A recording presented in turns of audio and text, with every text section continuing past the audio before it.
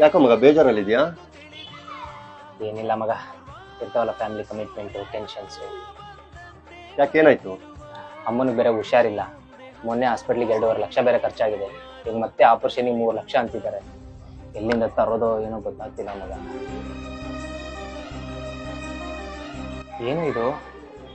ತಗೊಂಡೋಗಿ ನಿಮ್ಮ ಅಮ್ಮನಿಗೆ ಫಸ್ಟ್ ಆಪರೇಷನ್ ಮಾಡಿಸಿ. ಹೋಗಿ. ಒಂದ್ ನಿಮಿಷ, ನಡ್ಕೊಂಡ್ ಬಂದಿದ್ಯೇನೋ? ಗಾಡಿಯಲ್ಲಿ?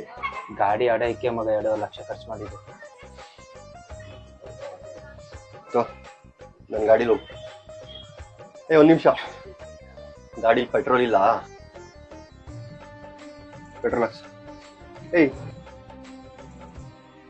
ಖರ್ಚಿಗೇನಾದ್ರು ದುಡ್ಡಿದ್ಯಾ? ಇರ್ಲಿ.